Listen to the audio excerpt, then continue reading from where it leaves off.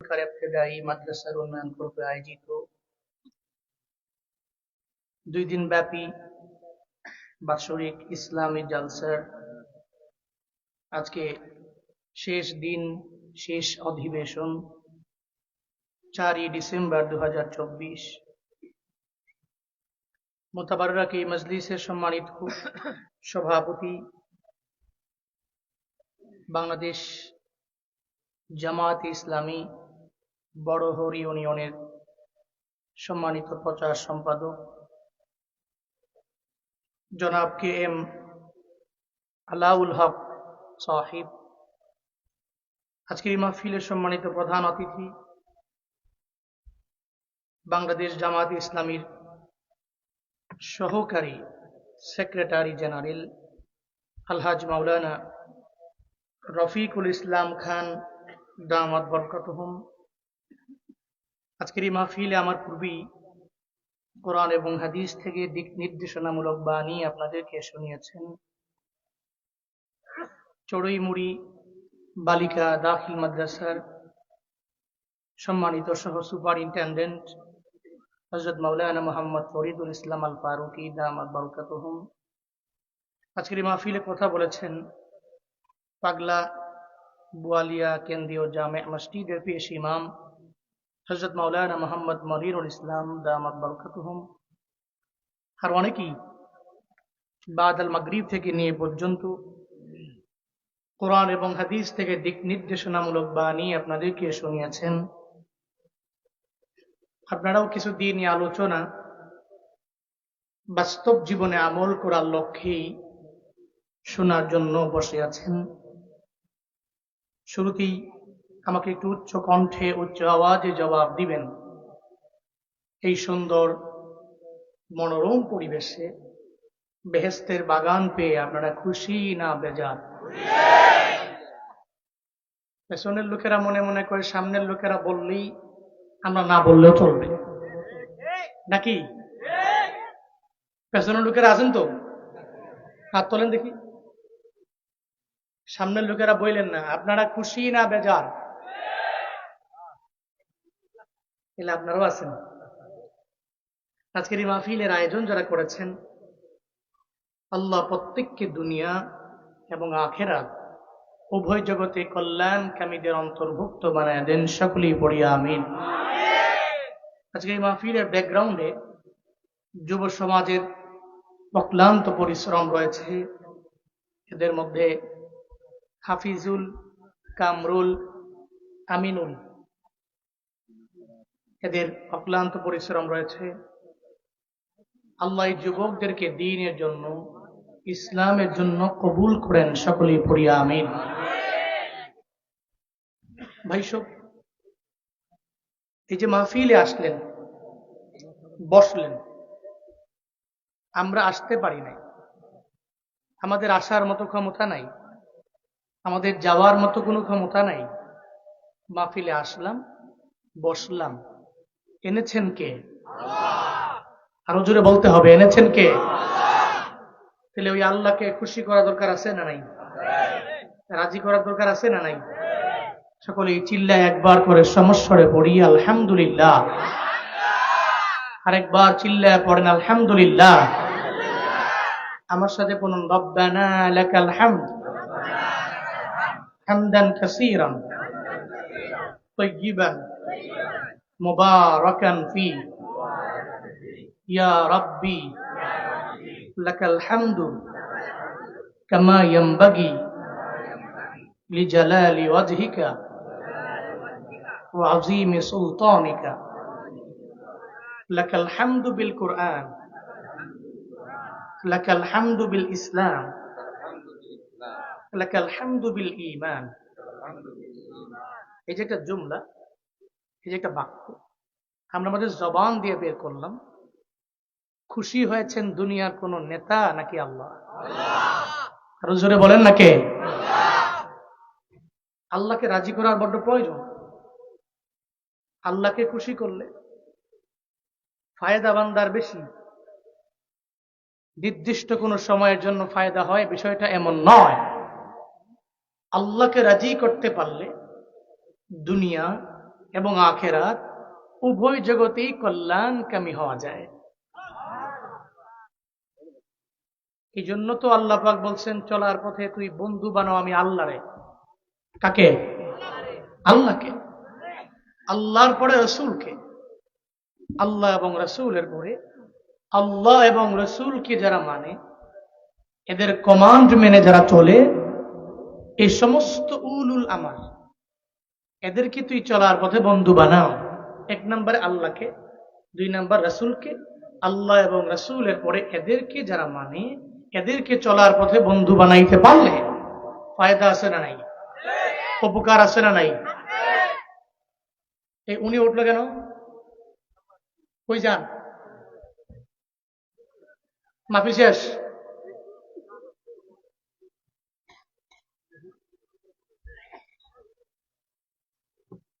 শুনেন, মাহফিলে আসছেন, সোজা বসে থাকবেন, খারাপ লাগলে শুয়ে যাবেন, লেকিন উঠা যাবে। ঠিক আছে? পারবেন তো ইনশাআল্লাহ? লং টাইম কথা আমি কোথাও বলি না, যতক্ষণ বলবো একটু ধৈর্য সহকারে বসবেন, শুনবেন, দোয়া দিয়া বাড়ি যাবেন। বলি ইনশাআল্লাহ। আল্লাহ তৌফিক দান করেন। ওই যে আমাদের কুমিল্লার একজন হুজুর আছে, মুস্তাক ফয়েজি হুজুর, নাম শুনছেন না আপনারা? মুরব্বী মুরব্বী হুজুর, চিনেন তো? সোনামণি সোনামণি, বুঝছে না? ঠিক কিনা? হুজুরের নাম জানে না, কিন্তু মুরব্বী হুজুর কইলে চিনি। ঠিক কিনা? উনি বয়ানে বসলে বলে, আমার মাহফিলে আসা যাবে, বসা যাবে, বসা থেকে চাইলে শোয়া যাবে, মাগার এখান থেকে উঠা যাবে না। আমরা ওই চিন্তা নিয়ে বসি, ক্লান্ত হয়ে গেলে শুয়ে যাবো, মাগার উঠা যাব। পারবো তো ইনশাআল্লাহ? আল্লাহ পাক সবাইকে তৌফিক দান করেন, সকলেই পড়ি আমিন। আরো জোরে পড়েন আমিন। শুনেন, গত 2-1 দিন ধরেই আমার বুকে মনে হয় কফ জমে গেছে, ডিস্টার্বও করে বয়ানের সময়। কিন্তু এরপরেও আমি যদি এখন বলি যে আমার সমস্যা আছে, 3 দিন মাহফিল ক্যান্সেল করে দিলাম, এদের অবস্থাটা যে কি হবে এটা আমি ভালো করেই জানি। এই জন্য গত যত বছরগুলোতে প্রোগ্রাম রাখছি, কোনো প্রোগ্রাম রাইখা যাই নাই, এমন কলঙ্কের কোনো দাগ নাই। তো মৃত্যু পর্যন্ত নামের পাশে এই কলঙ্কের দাগ যাতে না লাগুক ট্রাই করি, চেষ্টা করি। কারণ এমন এক পরিবার জন্ম নিয়েছি, আমরা সবাই আলেম আলহামদুলিল্লাহ। দাদাও ছিলেন আমার উপজেলার, অহংকারের জন্য বলছি না, দাদা ছিলেন আমার উপজেলার সর্বপ্রথম টাইটেল পাস। যখন ওই এলাকায় টাইটেল পাস পর্যন্ত পড়ুয়া কোনো আলেম নাই। এরপরে বাবা আলেম, বাবার পরে আমরা 3 ভাই মাদ্রাসার লাইনে আলেম আলহামদুলিল্লাহ। আমরাও নিয়ত করছি আমাদের সন্তান ইন ফিউচারে যা আসবে সব ইলমুদ্দিনের লাইনের একজন আলেম বানাবো ইনশাআল্লাহ। এই জন্য বাবা আমাকে ওসিয়ত করেছেন, জীবনে কোনোদিন কোনো মানুষের সাথে ওয়াদা কইরা ওই প্রোগ্রাম মিস করো না।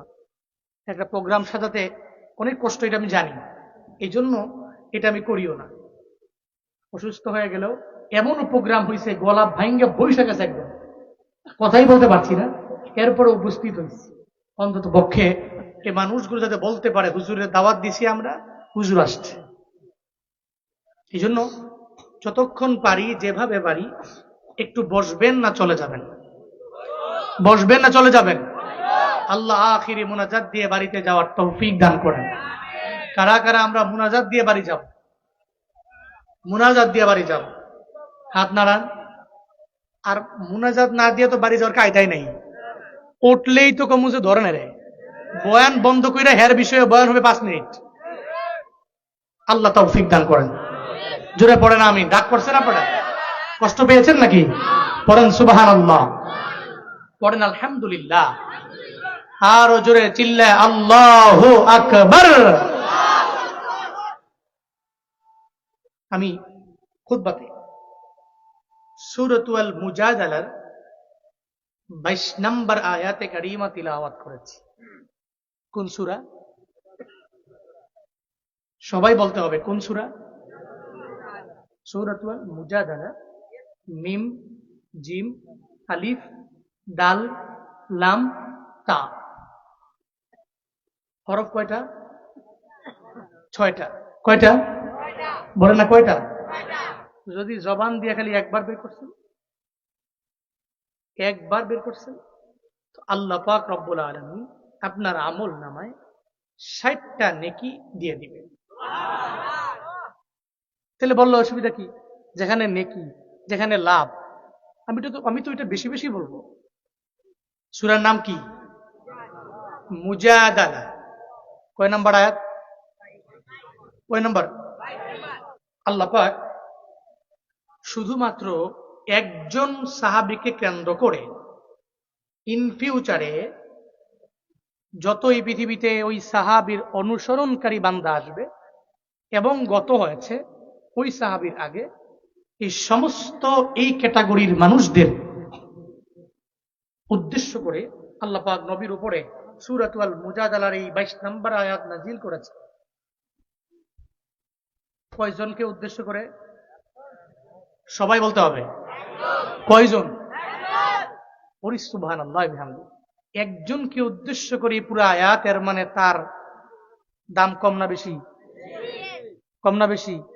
তার দাম বেশি বলেই আল্লাহ পাক তার উপরে কেন্দ্র করে পুরো আয়াতটাই নাজিল করছেন। এবং তার আগে যত গত হয়েছে, তার পরবর্তী কিয়ামত পর্যন্ত যত মানুষ আসবে, এই সমস্ত মানুষের যাদের ক্যাটাগরি ওই সাহাবীর সাথে মিলবে, আল্লাহ পাক রব্বুল আলামিন তাদের প্রতি রাজি হয়ে, সন্তুষ্ট হয়ে এই আয়াতটাকে নাজিল করেছেন। আল্লাহ পাক কি বলছেন? ওয়ালা তাজিদু কওমান ইউমিনুনা বিল্লাহি ওয়াল ইয়াউমিল আখির واليوم الآخر يوادون من حاد الله ورسوله। আল্লাহ বলেন, ও নবী আমার, ওয়ালা তাজিদ, আপনি পাবেন না, কওমান ইউমিনুনা বিল্লাহি ওয়াল ইয়াউমিল আখির, আল্লাহর প্রতি যেই বান্দারা পরিপূর্ণ ঈমান এনে নিল, আপনি এদের পাবেন না। আখিরাতের দিনের প্রতি যারা ঈমান আনলো, আল্লাহ পাক বলেন আপনি এদের পাবেন না। বলে কোন জায়গায় পাওয়া যাবে না? ইউয়াদুনা মান হাদাল্লাহ ওয়া রাসূলা, যুদ্ধের ময়দানে যাওয়ার পরে এদের সামনে যদি কাফের দাঁড়ায়া যায়, ওই কাফেরটা হলো তোর বাবা, যদি ওই বাবাই সামনে দাঁড়ায়া যায়, যুদ্ধের ময়দানে যাওয়ার পরে,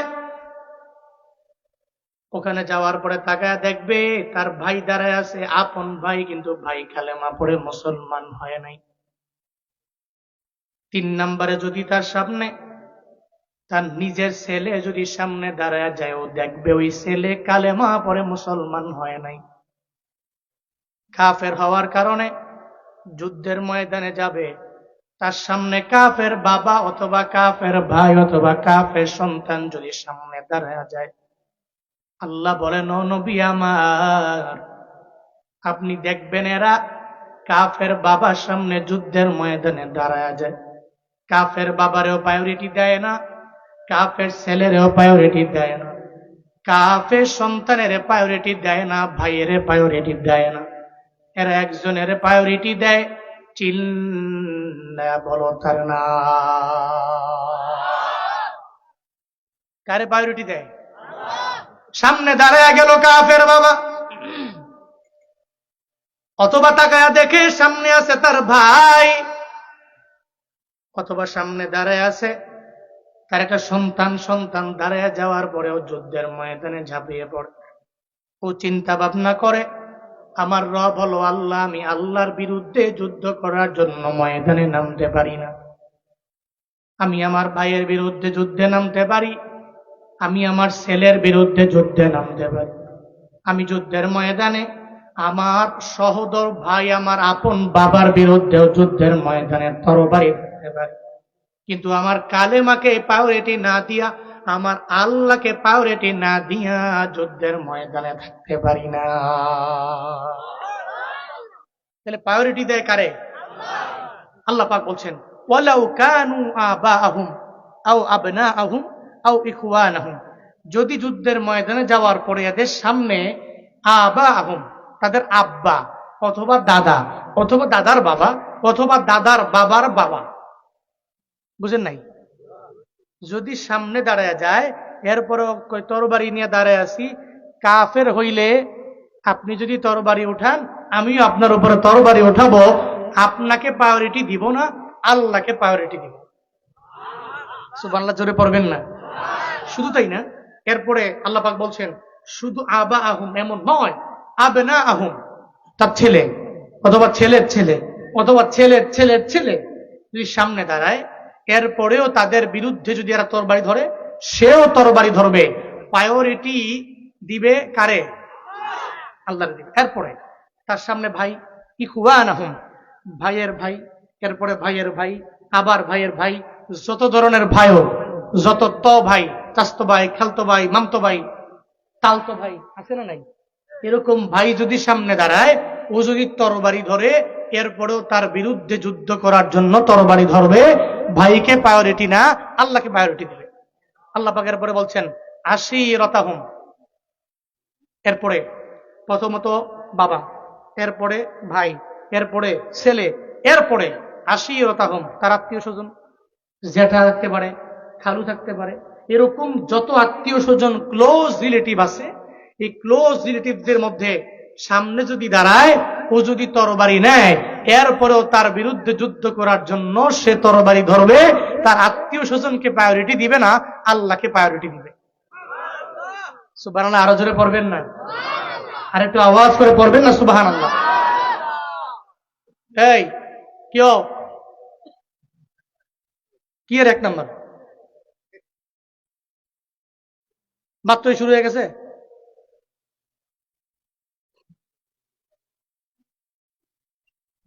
আল্লাহ পাক বলছেন আপনি পাবেন না এদেরকে যুদ্ধের ময়দানে যাওয়ার পরে এদের আব্বা আম্মাকে প্রায়োরিটি দিয়া আল্লাহকে প্রায়োরিটি না দেয়, এমন হালতে এদেরকে পাবেন না। এবার আসেন, আল্লাহ পাক বলছেন কাকে উদ্দেশ্য করে আল্লাহ পাক বলছেন। নবীজি মক্কা থেকে মদিনায় আসলেন, হিজরত করে মদিনায় আসার পরে হিজরি 2য় সনে আল্লাহ পাক সাহাবায়ে কেরামদের উপরে রমাদানের রোজা ফরজ করেছেন। কয় সনে? সবাই বলেন না, হিজরি কয় সনে? 2য় সন। 2য় হিজরিতে আল্লাহ পাক প্রত্যেকটা মুমিনের উপরে, প্রত্যেকটা সাহাবীর উপরে, নবীর উপরে আল্লাহ পাক নাজিল করেছেন। এবং আল্লাহ পাক জানাইছেন কুতিবা আলাইকুমুস সিয়াম কামা কুতিবা আলাল লাযীনা মিন ক্বাবলিকুম লাআল্লাকুম তাত্তাকুন। এই যে সামনে চলতেছে ডিসেম্বর, জানুয়ারি, ফেব্রুয়ারি, মার্চের 1 অথবা 2 তারিখে যেই রমজানে রোজা রাখবো, ইফতারের আগে যে আয়াত তিলাওয়াত করে এবং সাহারির আগে যে আয়াত তিলাওয়াত করে, রমজানে যে আয়াত বেশি বেশি তিলাওয়াত করে, কুতিবা আলাইকুমুস সিয়াম কামা কুতিবা আলাল লাযীনা মিন ক্বাবলিকুম লাআল্লাকুম তাত্তাকুন। এই যে আয়াত আল্লাহ পাক নবীর উপর নাজিল করেছেন মক্কা থেকে মদিনায় যাওয়ার 2য় বছরে। নাজিল হওয়ার পরে আপনারাই বলেন, মার্চের 2 তারিখ যদি রমজান শুরু হয়, প্রথম 2 দিন রোজা রাখতে একটু কষ্ট হবে না? সবাই বলেন না? স্বাভাবিক ব্যাপার হলো, রমজান যখন আসে আপনি সারাদিন খান, হঠাৎ করে বন্ধ হয়ে গেছে, দেখবেন পেটে ঝামেলা হয়, গ্যাস্ট্রিকের প্রবলেমটা প্রথম 1-2 দিন একটু পরে, এরপরে যখন স্বাভাবিক নিয়মে চলে আসে, তখন রমজানে রোজা রাখতে অটোমেটিক, কোনো সমস্যা নাই, ইজি, একদম ইজি, ঠিক কিনা? আবার 30 দিন পরে আপনি দিনে খান নাই, 30 দিন পরে হঠাৎ করে যখন বন্ধ হয়ে গেছে, খাবার দাবার বন্ধ সব, হঠাৎ করে 30 দিন পর আবার চালু, তখন দেখবেন কিরে দিনে বেলা খাইতে মন চায় না। মাঝে মাঝে এমন হয়, ঈদের পরের দিনে এই তুমি উঠছো কেন, হ্যাঁ উঠছো কেন? বল। রমজানের 30 দিনের পরে মাঝে মাঝে এমন মনে হয়, ঈদের 1-2 দিন পরেও আমার মনে হয় যে মনে হয় খাবার দাবার, আরে মনে হয় রোজা, ঠিক কিনা? এমন মনে হয় কিনা? মনে হয় রোজা, মনে হয় রোজা, এই একটা ভয় অন্তরের মধ্যে থাকে। জীবনের প্রথম সাহাবায়ে কেরামকে আল্লাহ পাক বললেন, কুতিবা আলাইকুমুস সিয়াম, তোমাদের উপরে রমাদানের রোজা ফরজ করে দেওয়া হয়েছে। কামা কুতিবা আলাল্লাযীনা মিন ক্বাবলিকুম, যেরকম ভাবে তোমাদের পূর্ববর্তী গণদের উপরেও নাজিল হয়েছিল। সাহাবায়ে কেরাম রোজা রাখলেন। হঠাৎ করে নবী একদিন বললেন, নবীর কাছে চিঠি পাঠানো হলো, কাফেররা মক্কা থেকে সব আসতে হলো বদরের প্রান্তরে যুদ্ধ করার জন্য। অনেকটা পায়ে পড়ে ঝগড়া করে আসেন না? দেখবেন আমাদের সমাজে আছে, বাজারের মধ্যে গেছেন, আপনি ঝগড়া করা মানুষ না, কিন্তু সে ঝগড়া করা মানুষ। হ্যাঁ, যেমনি হোক আপনার সাথে ঝগড়া মগড়া কইরা আপনারা গালি গালাজ করে বাড়ি যাবে। এমন স্বভাবের, এমন দুষ্টরিত্বের মানুষ সমাজে আছে না নাই? কথা বল না কেন, আছে না নাই? আছে। দেখবেন বাজারে গেছেন, আপনি ঝগড়া করার মানুষ না, আপনার পায়ে পড়ে ঝগড়া করে। মক্কাতে থেকে আবু জাহাল, উতবা, সাইবা, ওয়ালিদ ইবনে মুগিরা দেখে নবী তো মদিনায় যাওয়ার পরে এরা সবাই তলা আল বাদরু আলাইনা মিন সানিয়াতিল ওয়াদা ওয়াজাবা শুকরু আলাইনা মা দাআ লিল্লাহিদা, পড়বেন আল্লাহু আকবার। নবীজি মক্কা থেকে মদিনায় গেলেন, নবীকে স্বাগতম জানাচ্ছে, ওয়েলকাম, আপনি মক্কা থেকে মদিনায় আসছেন, আপনার যত সাহায্য লাগবে আমরা সব সাহায্য করতে রাজি। সুন্দর করে ওয়েলকাম জানালেন, স্বাগতম জানালেন। নবীর হাতে দলে দলে মানুষগুলো আসছে, কালেমা পড়ছে, মুসলমান হচ্ছে। মক্কায় তো নবীর দুশ্মন আবু জাহাল আছে না নাই? বন্ধু না শত্রু? কথা বলে না, বন্ধু না শত্রু? উতবা নবীর বন্ধু না শত্রু? সাইবা নবীর বন্ধু না শত্রু? ওয়ালিদ ইবনে মুগিরা নবীর দুশ্মন না বন্ধু? জোরে বলেন না, জোরে বলেন না। ঠিক তদ্রুপ ভাবে ইসকন বাংলাদেশের মুসলমানদের বন্ধু না শত্রু? ভারতের উগ্রবাদী হিন্দুরা আমার দেশের মানুষের বন্ধু না শত্রু? মনে রাখবা, মৃত্যু পর্যন্ত কোন হিন্দু কোন মুসলমানের বন্ধু হতে পারে না। চিল্লা কও ঠিক কিনা? এরা বন্ধু হতে পারে না। দেখবেন দেখবেন মাঝে মাঝে আইসা গায়ে গেছে, মনে রাখবেন ডাল মে কুচ কালা হে, এখানে ঝামেলা একটা আছে। গত স্বৈরাচার থাকা অবস্থায় ভারতের সাথে সম্পর্ক অনেক ভালো, ইলিশ দেওয়ার বেলায় আছে। আর এরা আছে হলো কিভাবে পানি দিয়ে বন্যার মাধ্যমে আমাদের ফেনী নোয়াখালী ডুবাইয়া দেওয়া যায়। এর মানে বোঝা গেল এরা উপর দিয়া পিটপাট, ভিতরে উপর দিয়া কয় পুরো বন্ধু, আমার বন্ধু দেশ, পাশের দেশ। আরে মজাই কয় কি, হিন্দু জীবনেও কোন মুসলমানের বন্ধু হতে পারে? একজন কাফের মুসলমানের বন্ধু হতে পারে? পারে পারে পারে পারে। কোন হিন্দু, কোন বৌদ্ধ, কোন খ্রিস্টান, অন্য কোন ধর্মের লোক কোন মুসলিমের বন্ধু হতে পারে না। নিষেধ কি জুনায়েদ আল হাবিব করছে না আল্লাহ পাক করছেন? আরো জোরে বলেন, কে করেছেন? আল্লাহ পাক করেছেন। এই জন্য বন্ধু বানাবেন মুসলমানকে। তাই যুবকেরা যারা স্কুলে কলেজে পড়ো, স্কুলে যাওয়ার পরে বন্ধু বানাবা, তোমার স্কুলের একটা মুসলিম বন্ধুকে বন্ধু বানাও। খ্রিস্টান বন্ধুকে আপন মনে করো না, হিন্দু বন্ধুকে আপন মনে করো না। একজন মুসলিম বন্ধুকে বন্ধু বানায় অগ্রগামী হও। অন্তত পক্ষে জীবনে কোনো উপকার না করতে পারলেও সে তোমার ক্ষতি করবে। এজন্য বন্ধুকে, মুসলিম না হিন্দু? নবীজির দুশমন আবু জাহাল, উতবা, সাইবা নবীজির দুশমন, নবীজির শত্রু। মনে মনে ভাবে মদিনায় তারাইলাম, মনে করছি মদিনায় যাওয়ার পরে লোক টোক মনে হয় তার পাশে থাকবে না। ওমা যাওয়ার পরে দেখি সব দিক কালেমা পরে মুসলমান হয়, দল দিকালি দিন দিন বড় হয়। আবু জাহালের মাথা গরম। 1000 সৈন্য নিয়ে আসলেন বদরের প্রান্তরে। মদিনা থেকে 70 মাইল। কয় মাইল? মদিনা থেকে 70 মাইল দূরে বদর নামক প্রান্তরে 1000 আইসা নবীর কাছে চিঠি পাঠাইছে, হাই মোহাম্মদ, পারলে তোমার যত দলবল আছে এগুলা নিয়ে আসো, অস্ত্র নিয়ে আসো, ঘোড়া নিয়ে আসো, ওট নিয়ে আসো, পারলে আসো, যদি পারো তাহলে তোমার সাথে আমাদের আজকে যুদ্ধ হয়ে যাবে। রহমাতুল লিল আলামিন যখন এটা পেয়ে গেলেন, আমার মায়ার নবী চিন্তায় পড়ে গেলেন।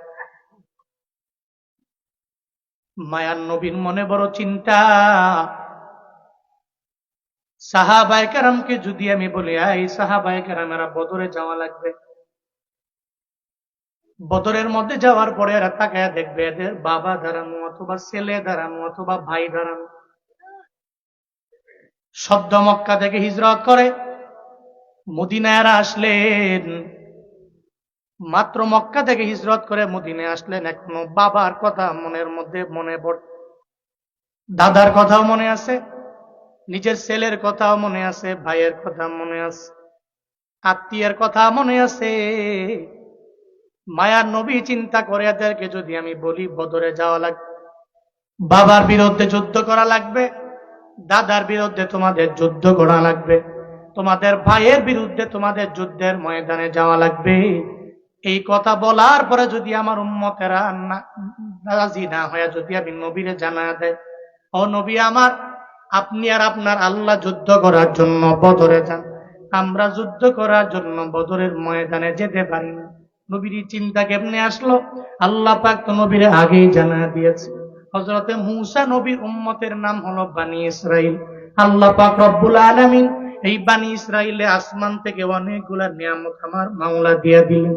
এমন কোন বড় বড় নিয়ামত নাই যে আমার মাওলা বনি ইসরাইলে দেন নাই। আল্লাহ পাক রব্বুল আলামিন আসমান থেকে বনি ইসরাইল পর্যন্ত আমার মাওলা খাবার খাওয়াইলেন। ওই বনি ইসরাইলকে আল্লাহ পাক হযরতে মূসা নবীর সঙ্গে করে লইয়া 12টা রাস্তা নীল নদে বানায় দিন। ফেরাউন মারার জন্য দৌড়ায়, ফেরাউন তো মারতে পারে নাই, বরং মূসা নবী আসলেন, আল্লাহ পাক নবীরে আদেশ দিয়ে দিলেন লাঠি দিয়ে আঘাত করে দেন। সঙ্গে সঙ্গে আঘাত করলো, 12টা রুট নীল নদের মধ্যে হয়ে যায়। বনি ইসরাইলের সব সব লোকেরা পার হয়ে নীল নদ পার হয়ে যায়। হযরতে ফেরাউন ওই নীল নদের মধ্যে চুবিয়া চুবিয়া ডুবিয়া ডুবিয়া একজন মারছে, চিল্লায়া বলো তার না। আল্লাহ পাক এদের পার করে দিলেন। বনি ইসরাইলরা পার হয়ে চলে গেল, ফেরাউন যাইতে পারে নাই। ফেরাউন মনে করলো মনে হয় আমার জন্য রাস্তা। ফেরাউন দৌড়ে যায়, পথিমধ্যে যাওয়ার পরে সমুদ্রের মাঝে যাওয়ার পর আল্লাহ কয় রাস্তা, আমি আল্লাহর ইশারায় তুই চূর্ণ বিচূর্ণ হয়ে যা। ফেরাউন তো জানে না নীল নদের মধ্যেই মরণ হয়ে যাবে।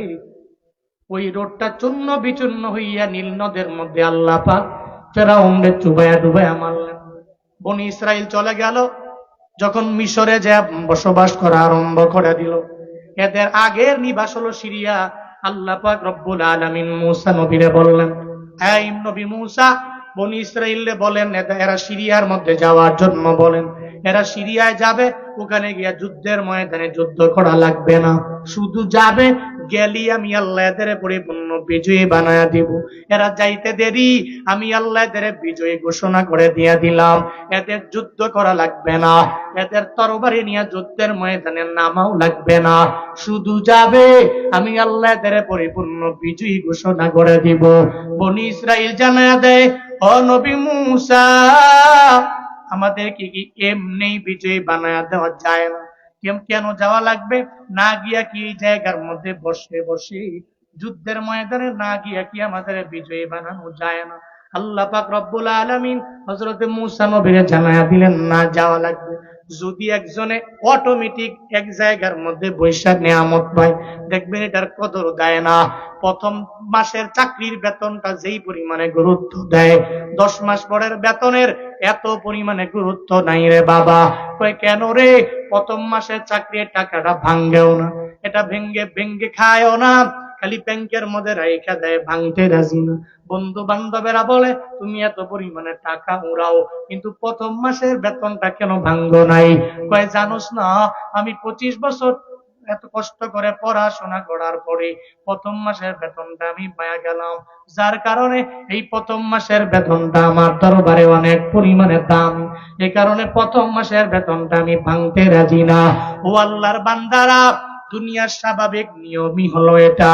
দুনিয়ার মানুষেরা যেটা কষ্ট করে অর্জন করে চিরজীবন মনে রাখে। আল্লাহ পাক জানায়া দেয়, ও নবী মূসা, বনি ইসরাইলে জানায়া দেন, আমি আল্লাহ তো চাইলেই ঘরের মধ্যে বৈশা আমি আল্লাহ এদেরকে পরিপূর্ণ বিজয় দিতে পারি, তবে কদর করবে না।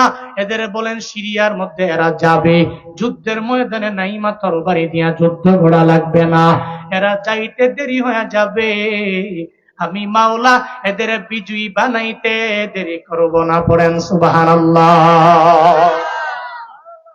বনি ইসরাইল এত পরিমাণ অকৃতজ্ঞ জাতি, সঙ্গে সঙ্গে বলতে লাগলো, এই মুসা, এখানে বসে থাকবো, তোমার আল্লাহরে কও বিজয় এনে দিয়ে দিবে। আল্লাহ কয় সিরিয়া যাওয়ার জন্য, হে কয় যাবে না। কি কয় উল্টা, কয় ইজহাব, তুমি যাও, আনতা ওয়া রাব্বুক, তুমি আর তোমার রব যাও, ফাকাতিলা, হেনে গিয়া দুইজনে যুদ্ধ করো, ইন্না হা হুনা কাঈদুন, আমরা বসতিতে এনে বসে রইলাম। নাউজুবিল্লাহ পড়বেন না? কি অকৃতজ্ঞ। আল্লাহ কয় তোরে এত নিয়ামত খাওয়াইলাম, এত কিছু তোরে দিলাম, খালি কইলাম যে সিরিয়াটা পুরাটা আমি চাই মুসলমানদের হাতে দিয়া দিব, বনি ইসরাইলের হাতে দিয়া দিব, তোরা খালি যাবি, তরবারি দিয়া যুদ্ধ করা লাগবে না, খালি গেলেই রবের পক্ষ থেকে নাসরুম মিনাল্লাহ, আল্লাহর পক্ষ থেকে সাহায্য আসবে, নুসরত আসবে, খালি যাবি, যুদ্ধ করা লাগবে না, জয়ী হয়ে যাবি। এরা কয় মুসা, যাইতে মন চায়, তুমি যাও, তোমার আল্লাহরের সঙ্গে করে লইয়া যাও, আমরা মিশরে বইছি তো বইছি, সিরিয়া যাইতে রাজি না। নবী চিন্তা করে, মুসা নবী এদেরকে বলল, এরা গেল না, এই জন্য ওই জাতিকে আল্লাহ পাক শেষ পর্যন্ত নিয়ামত থেকে বঞ্চিত করে ফেললেন। উনি উঠছে কেন? বসেন বসেন। নবী চিন্তা করলেন, আহারে, যদি আমার সাহাবীদেরকে আমি বলি, যদি এরাও এমনি যদি কয় আপনিও যান, আপনার রব বদরের প্রান্তরে যান, আমরা আমাদের আব্বাগুলোকে যুদ্ধ করতে রাজি না, যদি এরা বলে, নবী এই চিন্তা নিয়ে চোখের পানি ফেলায় কান্না করে।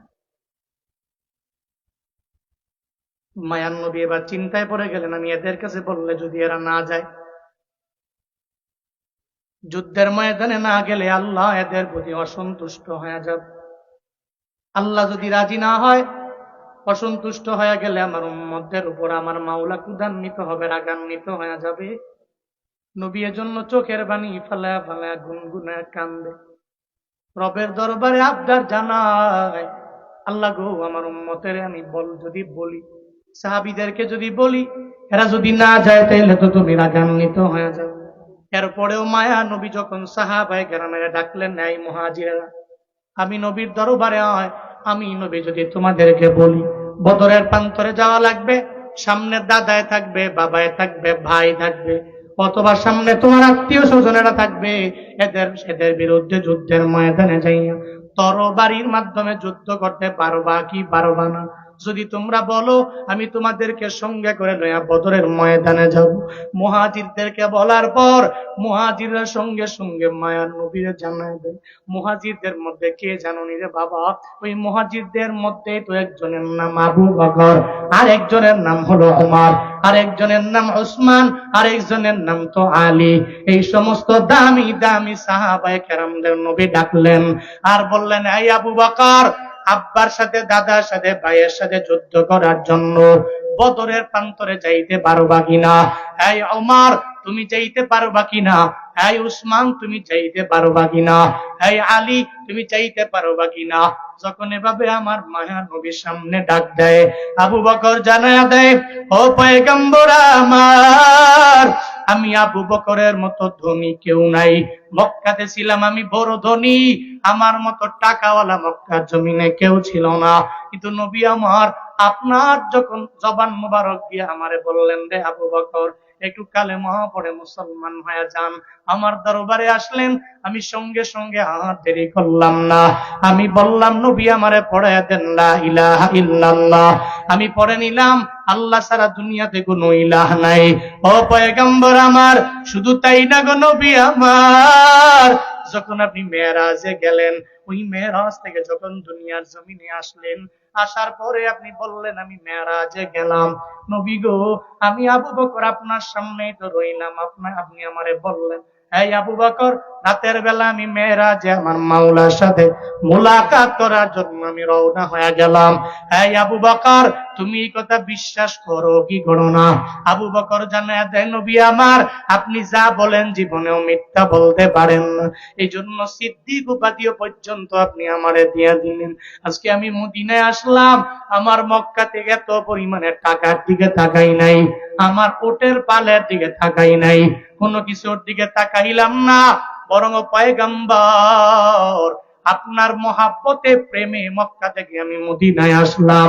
ও পয়গম্বর, ওই বদরের প্রান্তরে যদি আমার যাওয়া লাগে, আমার দেহের বিন্দু থেকে বিন্দু মাত্র পরিমাণ রক্ত থাকা পর্যন্ত আমি আবু বকর আপনাকে ছেড়ে বাড়ি আসবো না। পড়েন সুবহানাল্লাহ।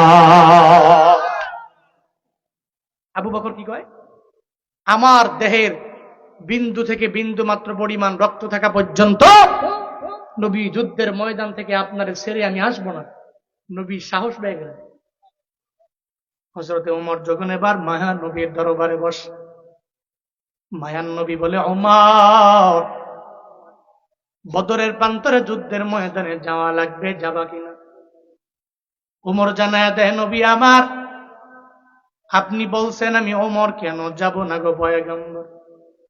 আমি ওমর তো সেই ওমর আবু জাহাল, উতবা, সাইবা, ওয়ালিদ ইবনে মুগিরা এরা বলল, হ্যাঁ কে আছো? মুহাম্মদের গর্দান আনার জন্য যাও। ওই মুহাম্মদের গর্দান আনার জন্য তুমি যে তৈয়ার হতে পারবা, গর্দানটাকে সুন্দর করে আমার কাছে আইনা যারা উপহার দিয়া দিতে পারবা, তাহলে তোমাদেরকে 100 উটনি দেওয়া হবে। হযরতে ওমর তরবারি নিয়ে দাঁড়ায় গেল। হ্যাঁ আবু জাহাল, মুহাম্মদের দরবারে আমি যাব, মুহাম্মদের গর্দানটাকে দেহ থেকে আলাদা কইরা সুন্দর করে উপহার দিয়া দিব। হযরতে ওমর যখন তরবারি নিয়ে দৌড়ায় যায়, প্রতিমধ্যে যাওয়ার পরে ওমরের বোন ফাতেমার তেলাওয়াত শুইনা মনটা বিগলিত হয়ে যায়। আয়রে এত সুন্দর তিলাওয়াত। এবার ফাতেমার দরবারে যায় বলে, ফাতেমা রে, এত সুন্দর করে তুমি কোরআন তিলাওয়াত করো, কে তোমারে শিখাইলো? এই পরিপূর্ণ তিলাওয়াত কোন জায়গায় গেলে শোনা যাবে? ফাতেমা জানায় দেয়, ও ভাই আমার, অপবিত্র অবস্থায় জীবনেও কোনোদিন শোনা যাবে না, কারণ ইন্নামাল মুশরিকুনা নাজাস, মুশরিকেরা অপবিত্র, এরা জীবনেও কোনোদিন অপবিত্র অবস্থায় কোরআন ধরতে পারবে না, কোরআন পড়তে পারবে না, কোরআন শুনতে পারবে না। নবীর দরবারে যাও, আমার নবীর দরবারে যাইয়া যদি কালেমা পড়ে যদি মুসলমান হয়ে যেতে পারো, এরপরে তুমি কোরআন তিলাওয়াত শুনতে পারো। ওমর জানায় দেয়, ওই মুহাম্মদের এরিয়াটা আমারে জানাও, ওই মুহাম্মদ কোন ঘরের মধ্যে আছে আমারে জানাও। এরপরে যখন ওমর দৌড়ায়, ওদিকে মায়ার নবী বৈশা বয়ান করি, রহমাতুল লিল আলামিনের সামনে 11 জন সাহাবা বসে। 11 জন সাহাবা মাত্র গোপনে গোপনে আমার মায়ার নবী দাওয়াত দেয়। 11 জন সাহাবা যখন জানতে পারে ওমর দৌড়ায় আসে, তরবারি নিয়ে হাজির হয়ে যাচ্ছে, আমার নবীর গর্দান নেওয়ার জন্য চলে আসছে। 11 জন সাহাবা আমার নবীরে জানায় দেয়, নবী আমার, আপনি চলেন চলেন, একটা গোপন কক্ষের মধ্যে আপনারে ঢুকায় দেই, কারণ ওমর আপনাকে মারার জন্য আসে। তরবারি নিয়ে আসতে, আপনার দেহ থেকে গর্দানটাকে আলাদা করার জন্য। হযরতে ওমর যখন দৌড়ে আসে, মায়ার নবী এবার কয়, ও সাহাবায়ে কেরাম, আমার উমরের আমার ঘরের মধ্যে আসতে দাও, আমার উমরের জন্য আমার দরওয়াজা ওপেন করে দাও। আমার উমরের বলো আমারে মারার জন্য আমি গত রাতের বেলা আমার রবের দরবারে আবদার জানাইলাম, আল্লাহ, এই মক্কা নগরীর ভিতরে হয়তো তুমি আবু জাহালের দিনের জন্য কবুল করে নাও, আর না হয় ওমরের তুমি কালেমার জন্য কবুল করে নাও। আমার মায়ার নবী বলে, ও সাহাবায়ে কেরাম, বারণ করিও না, দরওয়াজা ওপেন করে দাও, হযরতে ওমরের আমার সামনে আসতে দাও। দরওয়াজা ওপেন করে দেওয়া হলো। হযরতে ওমর যখন তরবারি নিয়ে নবীর দরবারে যায়, যায় বলে, নবী আমার, আপনাকে মারার জন্য তরবারি নিয়ে আমি আপনার দরবারে হাজির হয়ে গেলাম। নবী গো, তবে আপনাকে তো আমি মারতে পারি না। আমি আসার পথে তিলাওয়াত শুনলাম, ওই তিলাওয়াতের এত পরিমাণে ভক্ত হয়ে গেলাম, এখন আমি তিলাওয়াত শোনার জন্য আপনার দরবারে হাজির। মায়ার নবী ডেকে বলে, ওমর, কালেমা না পড়লে তুমি কোরআন তিলাওয়াত করতে পারবা না, শুনতেও পারবা না, আমিও তোমারে শুনাইতে পারবো না। ওমর কয়, এটা কোন কালেমা পড়া লাগবে? কয়, তুমি মূর্তি পূজা বাদ দিয়ে আমার রবের ইবাদত করবা, কোন মূর্তি পূজা করতে পারবা না, শিরিক করতে পারবা না, বরং আমার রবের এক আল্লাহ বলে মেনে নাও। ওমরের তরবারিটা আমার মায়ার নবীর সামনে যখন রেখে দেয় আর জানা দেয়, নবী আমার, আপনাকে মারতে পারি না, আমারে পড়ায়া দেন লা ইলাহা ইল্লাল্লাহ মুহাম্মাদুর রাসূলুল্লাহ। জিকির করি লা ইলাহা ইল্লাল্লাহ, সবাই লা ইলাহা।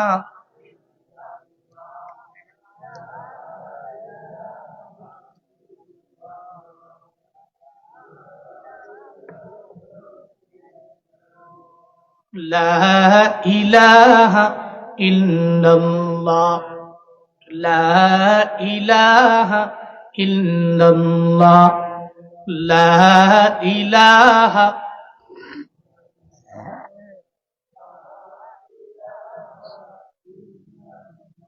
হযরত ওমর বলে, নবী, আমি তো ওই ওমর, কালেমার আগে যে ওমর ছিলাম, আমি জাহান্নামের কিনারায়, আপনার হাতে কালেমা পড়ে মুসলমান আমি হইয়া চলে গেলাম জান্নাতের মিনারে। সুবহানাল্লাহ, জোরে পড়বেন না? আরো জোরে পড়া যাবে না? সুবহানাল্লাহ। কালেমার আগে ছিল কই?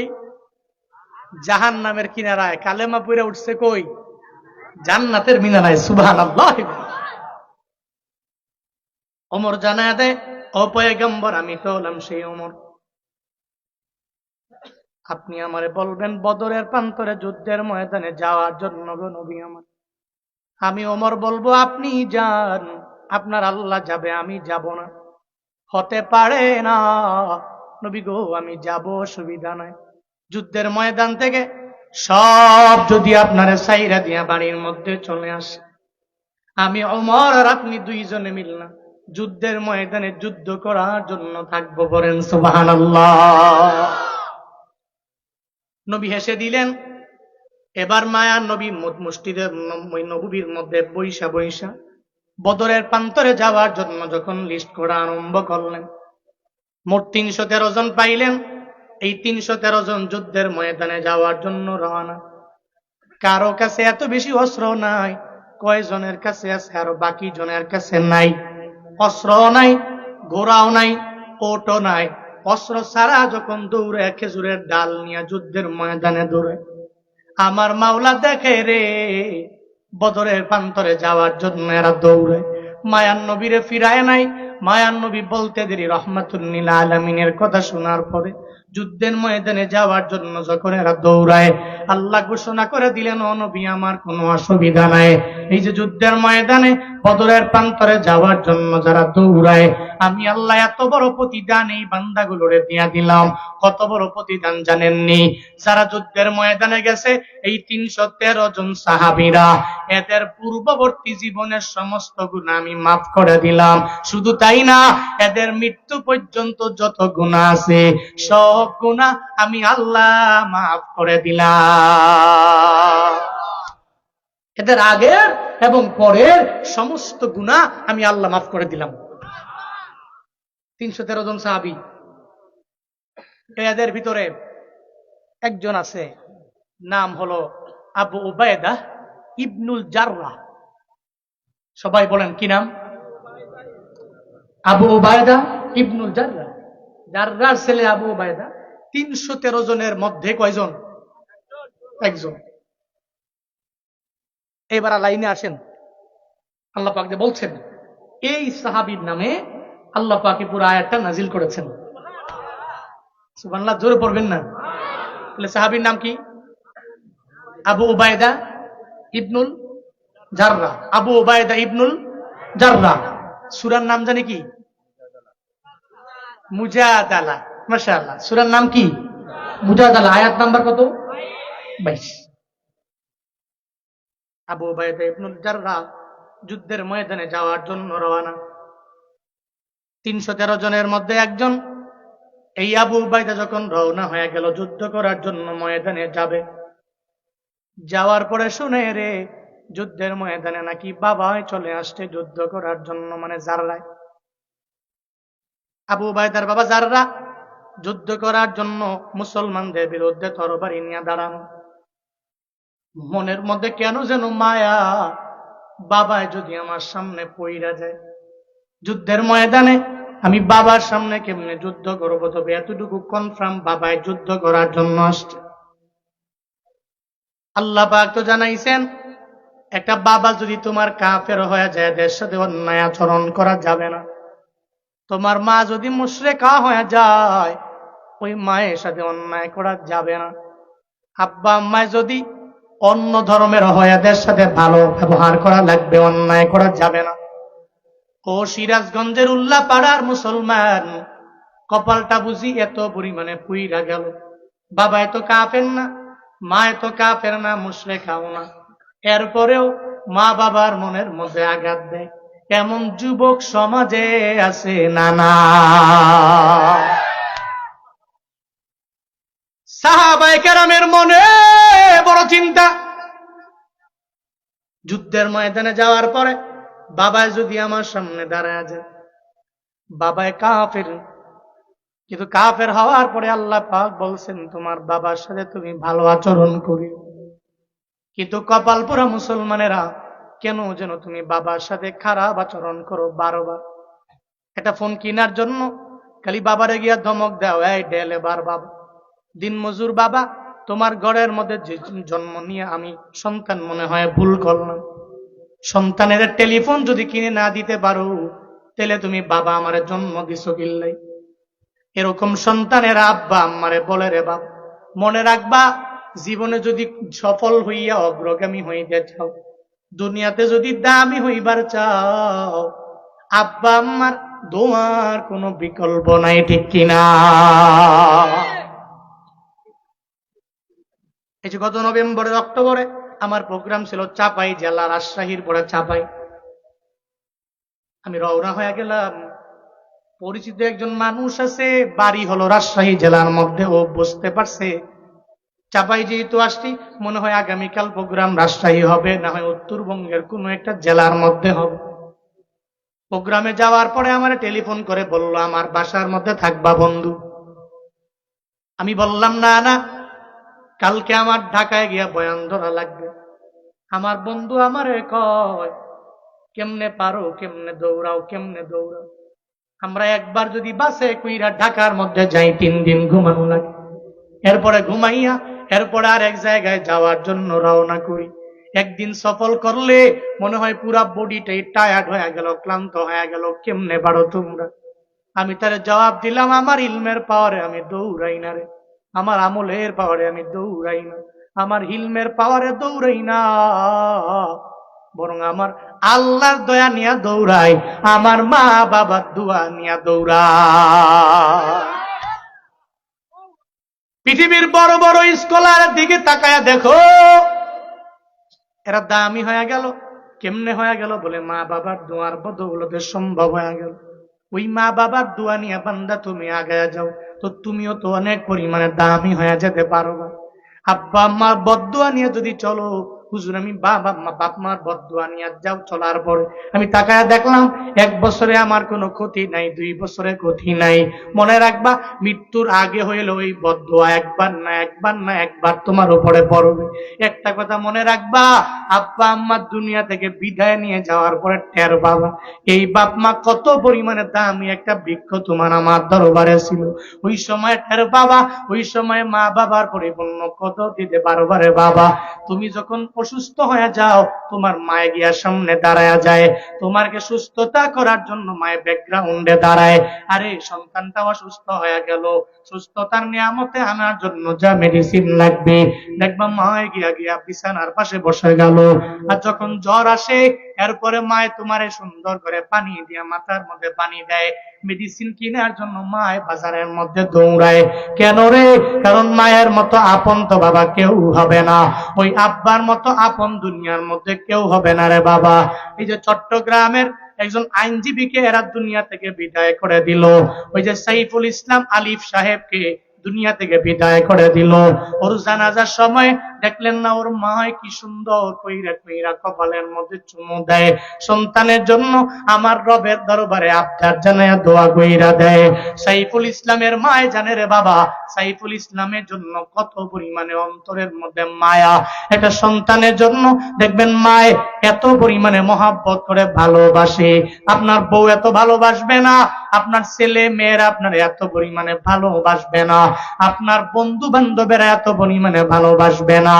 মায়ের সন্তানের যে ভালোবাসা দেয় এই ভালোবাসা অন্য কেউ দিতে পারে না। চিল্লা ঠিক কিনা? ওই মা বাবার দোয়া নিয়ে আগে ওর যুবক,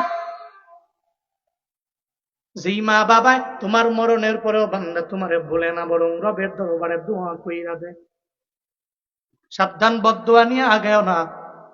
বদদোয়া নিয়ে আগায় যাওয়ার কারণে হযরতে জুরাইজের কি পরিমাণ পরিণতি হয়ে গেল। বুখারী শরীফের বর্ণনা, রাহমাতুল লিল আলামিন একদিন সাহাবায়ে কেরামের সামনে বয়ান করে নবী বলল, সাহাবীরা জীবনে কোনোদিন আব্বা আম্মার সাথে খারাপ ব্যবহার কইরা বদদোয়া নিবা না। সাহাবায়ে কেরামদের নবীর ঘটনা শোনায়, নবী জানায় দেয় সাহাবায়ে কেরামেরা, বনি ইসরাইলের মধ্যে একজন আবেদ ছিল, ওই আবেদের নাম হলো জুরাইজ। কি নাম? সবাই বলেন কি নাম? জুরাইজ। আলেম না আবেদ? আলেম এক জিনিস, আবেদ কি আরেক জিনিস।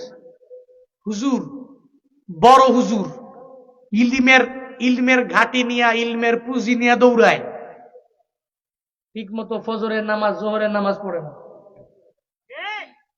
আছে না নাই? আমি আমারে বলি, আমি আমার লোকদের বলি, আমি আমার ঘরানার লোকদেরকে বলি, কারণ আমি আগে দিতে, এরপর আপনারা।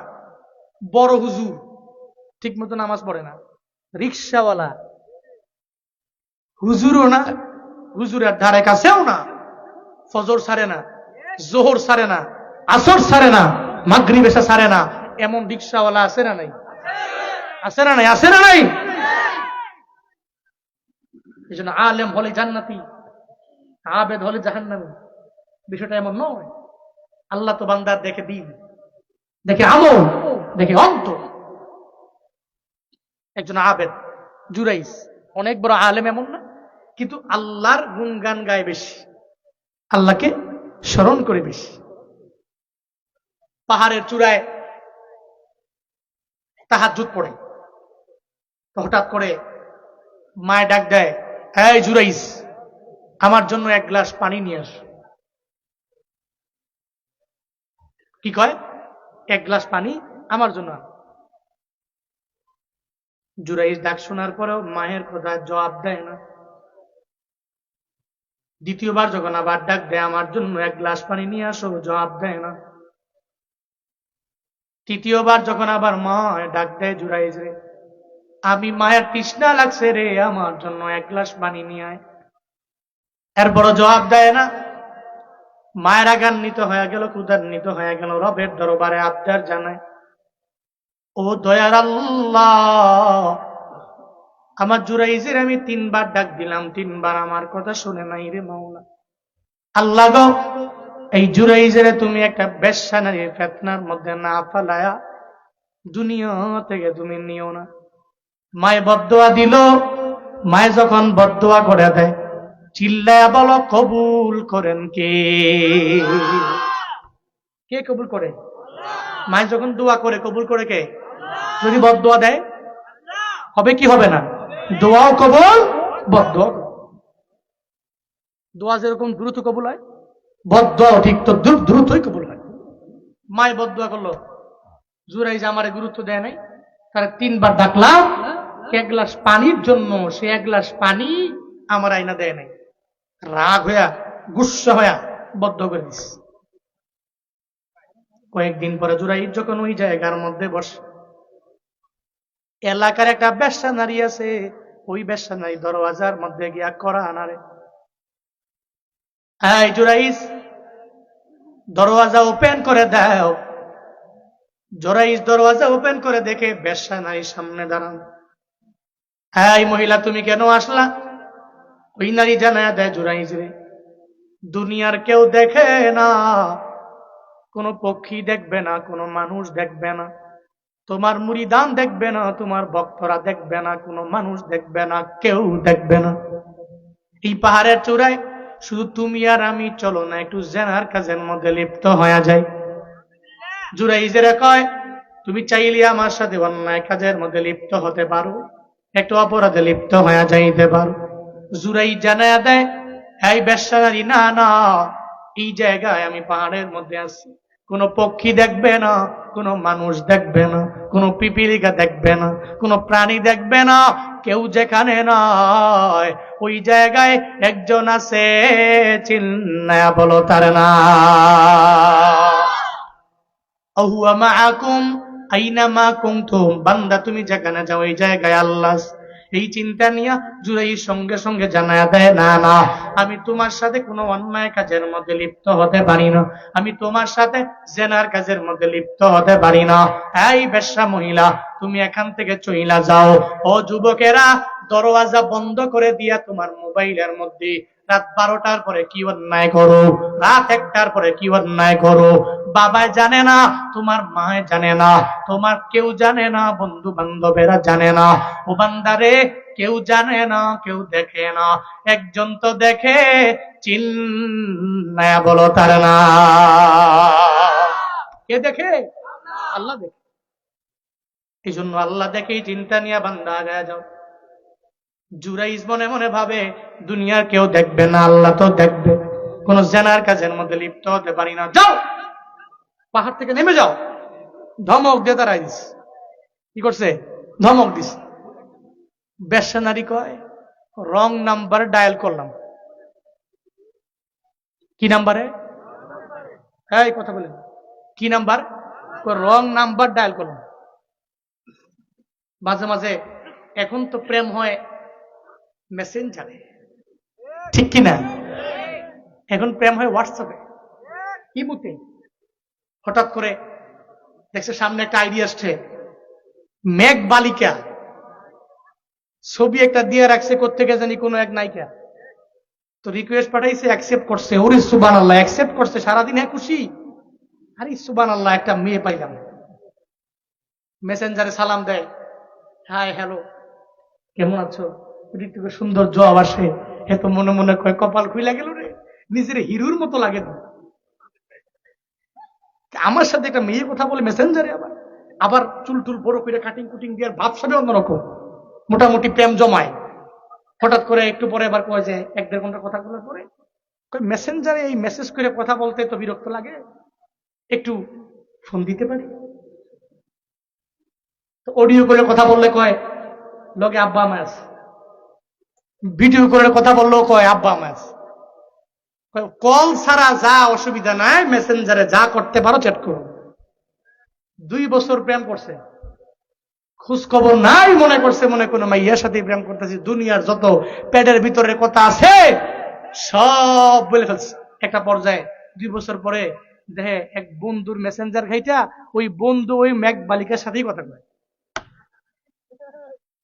আছে না নাই? আমারে মনে করেন আমি বুড়া হুজুর, আমি জগতের হুজুর, ঠিক কিনা? আমি বুড়া টুরা হই না, জানি, আমি বুঝি। পরে 2 বছর পরে কয়, কিরে বন্ধু তুমি এলো কথা কও। কথা কই, হে তো আমি পাশের বন্ধু। কারে কও কি? 2 বছর যে প্রেম করলাম, কার সাথে করলাম? রং প্রোফাইলে নক করলাম। এরকম রং নাম্বার ডায়াল করিয়া অন্যায় করা যায় না সব জায়গায়। যদি মেয়েটা ভালো হয়, তুমি যদি যায় বলো তুমি প্রেম করবা, সে বলে ইন্নী আখাফুল্লাহ, আমি তো আল্লাহকে ভয় করি। তোমার মতো যুবক ছেলে আমার সাথে অন্যায় কোন প্রেমে জড়াবা জীবনেও সম্ভব না। যদি তোমাকে ধমক দিয়ে তাড়িয়ে দেয়, তখন তুমি বলবা যে দূর রং জায়গায় ডায়াল করলাম। লোকটা যদি ভালো হয় তুমি যদি বলো অ্যাকসেপ্ট করবে না, কিন্তু যদি খারাপ হয়, যদি স্বাদ ঘাটের পানি খাওয়াই না থাকে, তাহলে দেখবা তুমি কোয়ার পরে কবে যে হ্যাঁ অ্যাকসেপ্ট। ঠিক কিনা? একটু টিপস শিখিয়ে দিলাম। আল্লাহ আমাদের প্রত্যেককে সঠিক বুঝ দান করেন। আল্লাহ যুবক ভাইদেরকে দ্বীনের জন্য কবুল করেন। আল্লাহ সঠিক পথে পরিচালিত করেন। সকলেই পড়ি আমিন। মহিলা কয় জোর মনে করছি তার কাছে আসার পরে মনে হয় কোনো অন্যায় করা যাবে, কোনো অপরাধ করা যাবে, জেনা করা যাবে, কিন্তু সে আমরা ভাগায়া দিল। পাহাড় থেকে নামলো, নামার পরে গিয়া দেখে এটা রাখাল শুয়ে। রাখালের কাম কি? রাখালের কাম হলো রাখালগিরি করা, এইটুক। রাখাল সারাদিন লাগায় যখন মেষ চড়াইল, একটা পর্যায়ে যায় রাখাল যখন ঘুমায় রইল, তাকে যায় নখ দেয়, এই রাখাল তুমি আমার সাথে অন্যায় কাজের মধ্যে লিপ্ত হয়ে যাবা কিনা? রাখালে কয় এলাকার মধ্যে ঘুইরা কোনো মাইয়া পাই না, মহিলা পাই না, আমারে বুঝি একটা মহিলায় কয় তার সঙ্গে জেনা করবো কিনা, অ্যাকসেপ্ট করে নিলাম। রাখালের সাথে জেনা করলো, একটা পর্যায়ে যাইয়া ওই তার পেটের মধ্যে একটা বাচ্চা পর্যন্ত চলে আসলো। এবার ওই মহিলাটা 5-6 মাস যাওয়ার পরে যখন গর্ভবতী একটা ভাব, পেটের মধ্যে বাচ্চা আছে, এলাকার বিভিন্ন জায়গায় যায়, এলাকায় বিভিন্ন জায়গায় ঘুরে বেড়ায়। এবার ওই মহিলাকে দেখার পর এলাকার মানুষেরা বলে, এই বেশ্যা নারী, তোমার পেটের মধ্যে বাচ্চা দিল কেডা? তোমার জামাই গে, তোমার জামাইয়ের ব্যাপারে, স্বামীর ব্যাপারে সন্ধান দাও। ওই বেশ্যা নারী বলে, ওই যে পাহাড়ের চূড়ায় দাঁড়ায়া দাঁড়ায়া ইল্লাল্লাহর জিকির করে আর নিজের পীর ঘোষণা করে, ওই জুরাইজ হলো আমার স্বামী, আমার পেটের বাচ্চার বাবা হলো জুরাইজ। এদের তো মাথা বড় গরম হয়ে গেল। সারাদিন লাগাইয়া যে মানুষকে ভালো কথা বলে, ভালো কাজের উপদেশ দেয়, ও বুঝি পাহাড়ের চূড়ায় বৈশা বৈশা এই অন্যায় বুঝি করে, এই অপরাধের সাথে নাকি নিযুক্ত হয়ে গেল। এলাকার মানুষের মাথা গরম হয়ে যায়। সব এলাকার লোকেরা দৌড়াইয়া পাহাড়ের চূড়ার মধ্যে যায়, জুরাইজরে মারে, কোনো কথা বলে না। একটা পর্যায়ে জুরাইজরে ধইরা পাহাড় থেকে নিচে নামায়া দেয়। মারতে মারতে মারতে মারতে যখন নিচে নেমে আনলো, জুরাইজ জানায়া দেয়, কেন মারো রে? মারার ব্যাপারে কারণ কি আমারে জানায়া দাও। এলাকার লোকেরা বলে, চুরি চুরি সিনা চুরি, একবারে তুমি অন্যায় করলা, আবার বললো কেন মারি? তুমি উপর দিয়ে বুঝি ফিটফাট, ভিতরে ভিতরে সদরঘাট, তোমার উপর দিয়া ভালো, তোমার ভেতর দিয়া ভালা না। তুমি উপর দিয়া মনে করো তুমি একজন উলিয়ে কামেল, কিন্তু ভিতরে ভিতরে মহিলা মানুষ নিয়ে ওখানে অন্যায় করো, জেনার কাজের মধ্যে লিপ্ত হয়ে যাও। জুরাইজ কয়, না না, আমি ওই মহিলার সাথে কোনো জেনার কাজের মধ্যে লিপ্ত হই নাই। মহিলা গিয়েছে, কিন্তু মহিলার সাথে কোনো অন্যায় আমি করলাম না। কিন্তু এলাকার লোকেরা মানে না, জুরাইজের বারবার বারবার মারে। জুরাইজ কয়, আমারে কেন মারো? আমি তো করলাম না। কয়, মিথ্যা কথা বলবা না। কয়, মিথ্যা বলি না। কয়, মিথ্যা যদি না বলো তাইলে প্রমাণ দাও, এই যে পেটের বাচ্চাটা তোমার সন্তান নাই, ব্যাপারে প্রমাণ দিয়া দাও। জুরাইজ দাঁড়াইয়া আমার রবের দরবারে আবদার জানায়, ও দয়ার মালিক আমার আল্লাহ, আমি জানি তুমিও জানো এই মহিলার পেটের বাচ্চা আমি জুরাইজের না।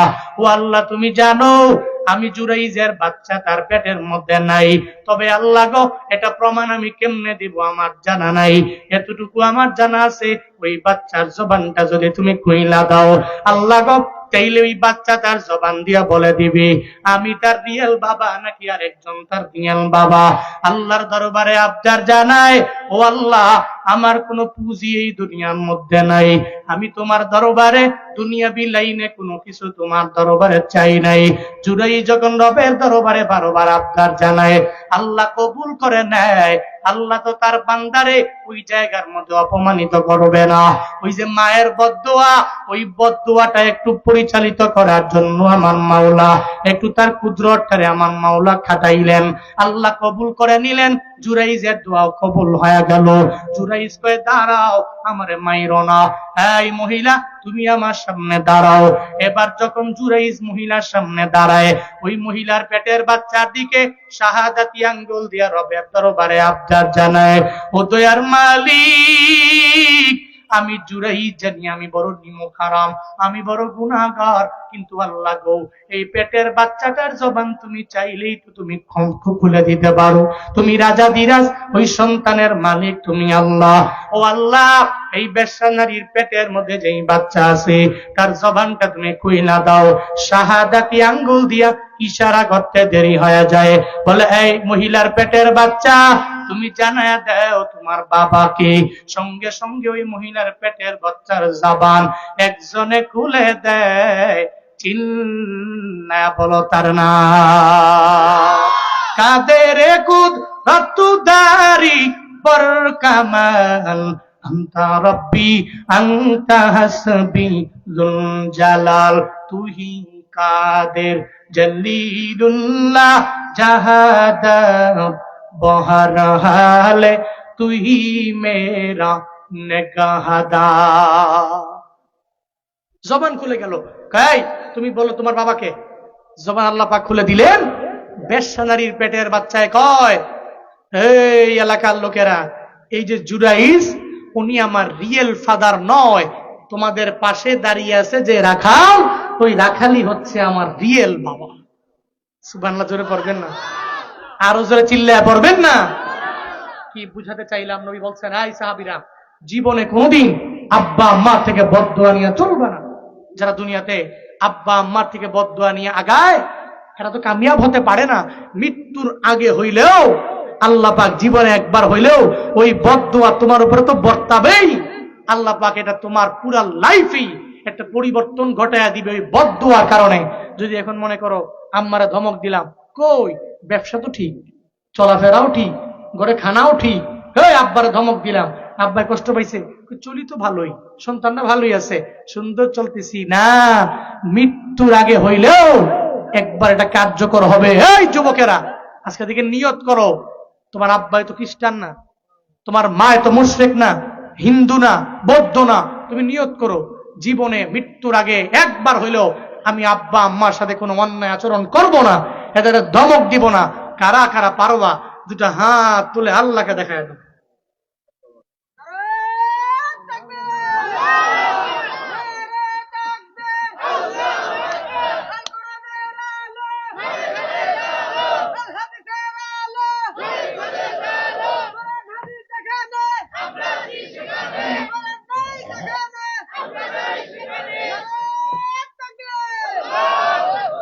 আল্লাহ আমাদের প্রত্যেককে আব্বা আম্মার দোয়া নিয়ে চলার তৌফিক দান করেন। সকলেই পড়ি আমিন। আরো জোরে পড়েন আমিন, আর একটু আওয়াজ করে আমিন।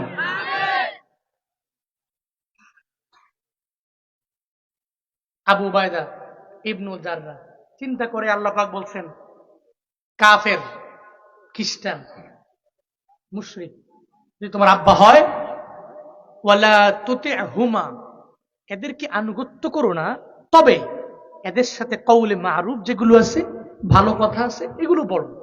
চিন্তা করে যাররা আমার বাবা বদরের প্রান্তরে আসলো, আমি তার সাথে কেমন যুদ্ধ করি।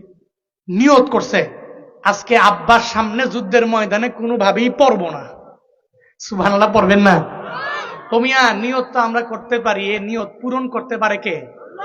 আরো জোরে বলেন না কে? নিয়ত করি তো আমরা। নিয়ত করলাম যে ঢাকায় যাবো, নিয়ত করলাম, কিন্তু পূর্ণ করবে কে? নিয়ত করলাম সিরাজগঞ্জ শহরে যাবো, নিয়ত করলাম বাইক দিয়ে রওনা হব, কিন্তু ওই গন্তব্য স্থান পর্যন্ত এই নিয়ত পূরণ করবে কে? আমরা পারি না। আবু উবাইদা ইবনুল জাররাহ নিয়ত করে নেয়, জাররার সামনে আমি পড়ব না। আল্লাহ কয়, আবু উবাইদা, না না, তোমার বাবার সামনে তো আমি আল্লাহ তোমারে ফালায়া দিব। বদরের প্রান্তরে নামলেন, সামনে জাররাহ যখন বাবা দাঁড়ায় গেল, বাবার সামনে দাঁড়ায়া আবু উবাইদা যখন সামনে পড়ে গেল বদরের প্রান্তরে যুদ্ধের ময়দানে, ওই জায়গায় যা মনে মনে চিন্তা করে, আমার বাবার হাতে, বাবার শরীরের মধ্যে আগে আমি তরবারি চালাবো না। কিন্তু যারা তো মুশরিক, উনি শিরকের গুনাহের মধ্যে বারবার লিপ্ত হয়ে যায়। মনে রাখবারে বাবা, মুসলমানদের দিলের মধ্যে যেই পরিমাণে মায়া আছে, কোন হিন্দুর দিলে এত মায়া নাই। যদি মায়া থাকতো তাহলে এদের মন্দির তো আমরাই পাহারা দিলাম, এদের গির্জাগুলো আমরাই তো পাহারা দিলাম, এদের মন্দিরগুলো পাহারা দিতে গিয়া রাত্রি রাত আমরা ঘুমাইলাম না।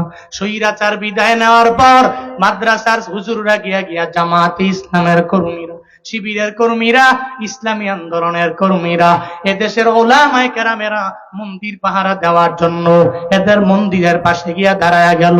কিন্তু কপাল বুঝিয়ে তো খারাপ, এদের একটা দল আছে ইসকন, আর ইসকনেরা আমগরে মনে করে আমরা এদের দুশমন, আমরা এদের মন্দির পাহারা দেই।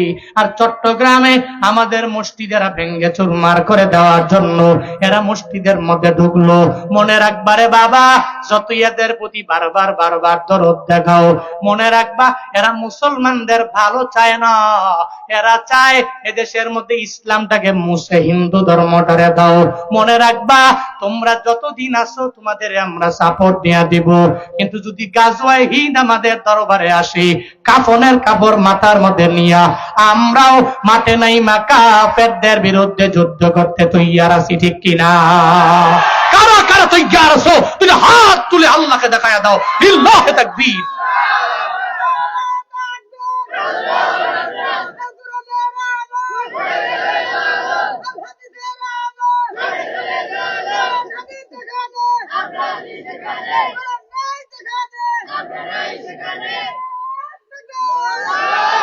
মুসলমানের এই দেশেতে ইসকনের ঠাঁই নাই, ইসকনের পক্ষে যারা এদের কোনো রক্ষা নাই।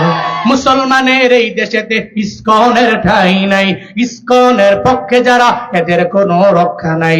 এই দেশেতে থাকতে হলে কোরআন মানতে হবে, কোরআন না মানবে যারা বিতাড়িত হবে। দ্রুকদমে সামনে চলো, বজ্রকণ্ঠে আওয়াজ তুলো, সবাই মিলে একই তালে দাও না স্লোগান, লিল্লাহে তাকবীর, নারায়ে তাকবীর, দিন ইসলাম, দিন ইসলাম, জিন্দাবাদ, জিন্দাবাদ। ইসলামেরই জন্য দেশের হয়েছে জন্ম, ইসলামের বিরুদ্ধে গেলে দেশ হবে ভিন্ন। ঠিকের আওয়াজ নাই, বলে গেছো তোমরা? ইসলামেরই জন্য দেশের হয়েছে জন্ম, ইসলামের বিরুদ্ধে গেলে দেশ হবে ভিন্ন। ইসলামের বিরুদ্ধে যারা নিয়েছে অবস্থান, এই বাংলায় ঠাই হবে না, যাও হিন্দুস্তান। দুর্কদমে সামনে চলো, বজ্রকণ্ঠে আওয়াজ তুলো, সবাই মিলে একই তালে দাও না স্লোগান, লিল্লাহে তাকবীর, নারায়ে তাকবীর, দিন ইসলাম, দিন ইসলাম, জিন্দাবাদ, জিন্দাবাদ। আল কোরআনের আলো সংসদে জালো, আল হাদিসের আলো সংসদে জালো, লিল্লাহে তাকবীর। হিন্দুরা দেখবেন এদের অন্তরে মায়া নাই, এদের প্রতি আমরা মায়া করি, এরা মায়া করে না। আরে কাদের মন্দির পাহারা দিলাম রে, তুমি করে একটা হিন্দু এসে বলুন এদেশে হিন্দুরা সংখ্যালঘু, ঠিক কিনা? মুসলমানরা এত পরিমাণে বেশি, যেখানে 95% মুসলমান শুধু। এরপরেও কোনো হিন্দু সামনে দাঁড়ায় বলুক আমি হিন্দু হওয়ার কারণে বাজারে যাওয়ার পরে এরা মারছে, এরা আঘাত করছে, এরা জুলুম করছে, এরা নির্যাতন করছে, জীবনেও কোনোদিন কোনো হিন্দু এটা বলতে পারবে না বাংলাদেশে। কিন্তু ভারতে কয়েকদিন পরে পরে এরা মসজিদ ভেঙ্গে ওই জায়গায় মন্দির নির্মাণ করে, আবার এরাই আমাদেরকে মানবতার গান শোনায়। এদের মতো অমানবিক এবং সাম্প্রদায়িক বিশ্বে কোনো রাষ্ট্র নাই, চিল্লা এখন ঠিক কিনা? এরা আবার হাম করে শোনায় এরা মানবিক না, অথচ আমাদের মতো মানবিক কোথায়? একটা হিন্দু এসে বলুক মিডিয়ার সামনে তার উপরে জুলুম করা হয়েছে, তার উপর নির্যাতন করা হয়েছে। আবু উবায়দা ইবনুল জাররাহ, আবু উবায়দা কয় মনে তো মায়া, কারণ ইসলাম আছে তো, সুবহানাল্লাহ পড়বেন না? আরে বাবা, ইমানটা নিয়ে যারা অগ্রগামী হয় এদের দিলটা তো বড়, এদের মনটা তো বড়। বাবার সামনে তরবারি আমি চালাবো না, কিন্তু বাবা তো মুশরিক, বাবার দিলে সন্তানের প্রতি বিন্দু মাত্র পরিমাণ মায়া নাই, সঙ্গে সঙ্গে তরবারি ধরছে, তোকে মেরে ফেলবে। এবার আবু উবাইদা কয়, আর আমার বাবার কথা শোনা যাবে? এখন বড়কে বাবা না আল্লাহ? ওই পর্যায়ে মা না আল্লাহ? ওই পর্যায়ে ভাই না আল্লাহ? বলে না কে? ওই পর্যায়ে নিজের ছেলে না আল্লাহ? ওই পর্যায়ে নিজের চাচা না আল্লাহ? ওই পর্যায়ে নিজের জেঠা না আল্লাহ? কে? এবার মনে করলো যে প্রায়োরিটি আর বাবাকে দেওয়ার সময় নাই, তরবারি দিয়া আল্লাহ কয়, ওই আবু উবাইদা, তুই চাস দূরে থাকবি, আর আমি চাই তোর বাবার সাথে যুদ্ধের ময়দানে তোরে ধরা খাওয়াই দিব, দুইজনে মিল্লা যুদ্ধ করবি। আল্লাহ কয়, আমি তার প্রতি এত রাজি হয়েছি যে সে যখন তরবারি নিয়ে বাবার সাথে যুদ্ধ করার জন্য তরবারি চালাইলো, যাররা দুনিয়া থেকে বিদায় নিয়ে জাহান্নামী হলো, আবু উবাইদা বিজয় হয়ে গেল। এই বিজয় দান করেছেন কে? আল্লাহ রাজি হয়ে নবীকে জানাইছেন, আই নবী, ওয়ালা তাজিদু কওমান ইউমিনুনা বিল্লাহ ওয়াল ইয়াউমিল আখির ইউওয়াদুনা মান হাদাল্লাহ ওয়া রাসূলা। আপনি পাবেন না, ওয়ালা তাজিদ কওমান ইউমিনুন বিল্লাহ, আল্লাহর প্রতি ঈমান আননেওয়ালা সম্প্রদায়কে আপনি পাবেন না, ওয়াল ইয়াউমিল আখির, আখিরাতের দিনের প্রতি যারা ঈমান আনছে এদের আপনি পাবেন না। কোন জায়গায়, কোন অবস্থানে?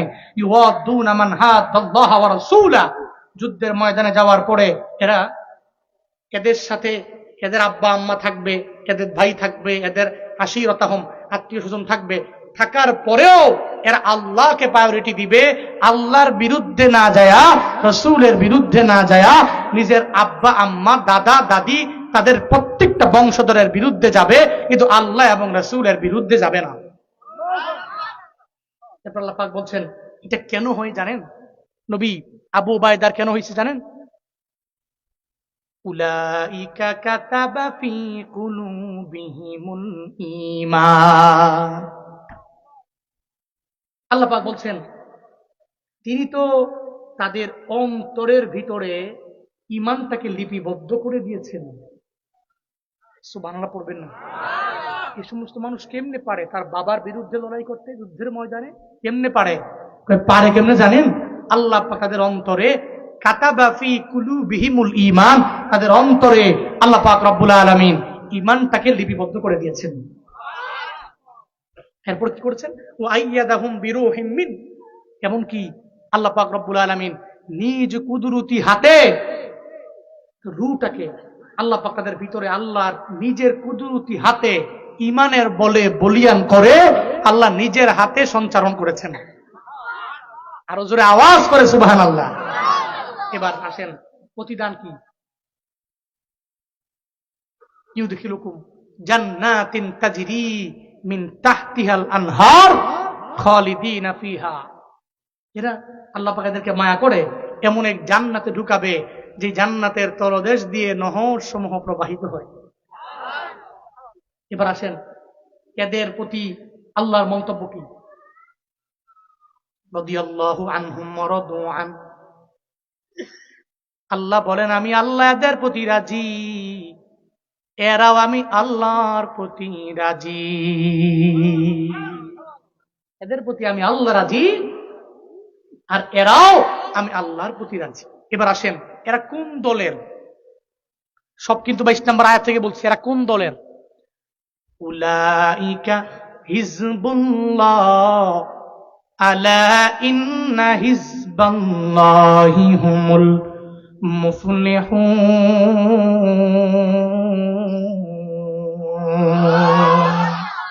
আল্লাহ পাক বলেন, এরা হচ্ছে আল্লাহর দল। এরা আওয়ামী লীগ না, এরা বিএনপি না, এরা জাসদ বাসদ না, এরা কোন দল রে বাবা? এরা হলো আল্লাহ জানায়া দিলেন আমার আল্লাহর দল। আল্লাহ কয়, জেনে নাও, ইন্না হিজবাল্লাহ, নিশ্চয়ই রবের দলের যারা, এরা মুফলিহুন, সফল কাম হয়ে যাবে। ঘোষণা আমার না, চিল্লায়া বলো ঘোষণা কার? এজন্য দল কাট্টা করব, কাট্টা আল্লাহকে যে ব্যক্তি মানে, রাসূলকে যে ব্যক্তি অনুসরণ করে, এ সমস্ত উলুল আমরের দলের অন্তর্ভুক্ত হব এবং সবাইরে বলবো, দুনিয়ার কোন ব্যক্তির দল আমি করি না, আমি তোমার আল্লাহর দল করি। আল্লাহ পাক বলছেন যে আল্লাহর দলেরা বিজয়ী, আল্লাহর দলেরা সফল। আল্লাহ আমাদের সবাইকে রবের দলের মেম্বার হওয়ার তৌফিক দান করেন। আরো চিল্লায়া পড়ে না আমিন, আর একটু আওয়াজ করে আমিন। আজকের এই মাহফিলে আসছেন, এই প্রোগ্রামটা ইবতেদায়ী মাদ্রাসার উন্নয়ন কল্পে আয়োজিত। কে আছেন হুজুর যুদ্ধের ময়দানে যেতে পারি নাই, তবে এই জগতে যুদ্ধ নাই, তবে হুজুর আমি এই মাদ্রাসায় একটু শরীক হলাম, অন্তত পক্ষে জান দিতে পারি নাই, একটু মাল দিয়ে আমি শরীক হব। কেউ দোয়া টোয়া লাগতো না, বয়ান শেষ জামুগা দোয়া দিয়ে যাইন। এখানে এমন কেউ আছেন হুজুর আমার দোয়া দরকার নাই? আছেন কেউ? কি গুনাহ নাই কেউ আছেন? গুনাহ কার কার আছে? কার কার গুনাহ আছে? গুনাহ আছে? আছে তো, গুনাহ আছে তো, নাই কার? তাহলে গুনাহ থাকলে তো দোয়া লাগবে। একটু বসেন, দোয়া দিয়া এরপর আমরা যাব বলি ইনশাআল্লাহ। এতগুলা মানুষ কার দোয়া আল্লাহ কবুল করে বলা যাবে? বলা যাবে? যাবে যাবে যাবে না। এই জন্য একটু দোয়া কইরা এরপরে যাব। কে আছেন একটু অল্প টাইমে মাদ্রাসার জন্য? হুজুর আমি প্রধান বক্তার হাতে দেওয়ার জন্য বসে আছি। আমি জানি সিরাজগঞ্জে আমি বহুবার আসছি, আমি বহুবার আসি সিরাজগঞ্জে। আমার কালকের পরের দিন মাহফিল, হাট পাঙ্গাসি রায়গঞ্জে, এরপরে 8 তারিখে আবার সলঙ্গায়, এরপরে এই মাসের লাস্টে আবার সিরাজগঞ্জের 3-4টা প্রোগ্রাম আছে, আবার জানুয়ারিতে প্রোগ্রাম আছে, জানুয়ারির মাঝামাঝি, ফেব্রুয়ারির শুরুতে আবার প্রোগ্রাম। সিরাজগঞ্জে প্রোগ্রাম দিয়ে ভরপুর। হ্যাঁ, প্রতিদিন আমার কাছে মনে হয় খালি ফোন যায় সিরাজগঞ্জ থেকে 4-5টা, খালি এই জেলা থেকেই হুজুর বয়ান দেওয়া লাগবে। এই জন্য সিরাজগঞ্জের মানুষ আপনার আমি জানি প্রধান বক্তার হাতে দেওয়ার জন্য অনেকে বসে আছেন। কে আছেন হুজুর এই মাদ্রাসায় শরীক হব? আমি জানি লং টাইম দ্বিতীয় বক্তা। হ্যাঁ, কি মাদ্রাসা? আচ্ছা আচ্ছা, এই মাদ্রাসার ভিতরে দারুল আরকামের শিক্ষকেরা এরা শরীক হয়েছেন। কত? নগদ দিয়েছেন 3000 টাকা। পড়েন মারহাবা। আল্লাহ পাক এদের দানকে কবুল করেন, মঞ্জুর করেন। আল্লাহ এই দানকে উসিলা করে এদের মনের সমস্ত নেক বাসনা পূরণ করে দেন। আল্লাহ এই মাদ্রাসাকেও কবুল করেন। পড়েন আমিন। মোহাম্মদ খলিলুর রহমান 1000 টাকা আল্লাহ কবুল করেন। মোহাম্মদ জেল হক 3000 টাকা আল্লাহ কবুল করেন। এরপর কি আছেন? হ্যাঁ, মৃত মরহুম মোহাম্মদ আলীর নামে দিয়েছেন 560 টাকা। আল্লাহ পাক কবুল করেন, সকলেই পড়িয়া আমিন। আল্লাহ এই দানকে উসিলা করে মৃত মোহাম্মদ আলীর কবরকে জান্নাতের বাগান বানিয়ে দেন। মজনুম মিয়া দিয়েছেন। হ্যাঁ, আচ্ছা আচ্ছা, বল আপনি যেমনি কইছেন আপনারা না শুনে দামই না। হ্যাঁ, মজনুম মিয়া নগদ দিয়েছেন 600 টাকা। আল্লাহ পাক কবুল মঞ্জুর করেন। পড়েন আমিন। আল্লাহ জামিরুল ইসলাম ভুইয়া নগদ দিয়েছেন 1, আল্লাহ কবুল করেন। আর কি আছেন? আর কি আছেন সামন থেকে দেওয়ার মতো? এই কেউ দেখছো নি কারবারটা?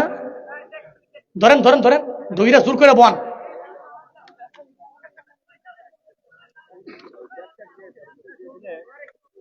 আচ্ছা, ব্যাগ ব্যাগ রুমাল, এটা হইল এমদাদুল হক মাস্টার। কত?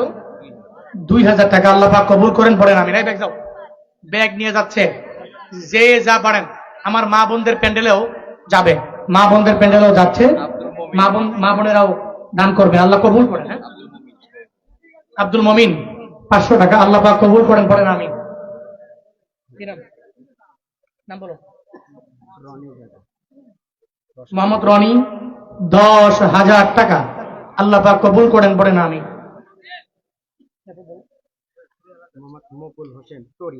মোহাম্মদ মুকুল হোসেন চড়িয়া নগদ 2000। আল্লাহ কবুল করেন। পড়েন আমিন।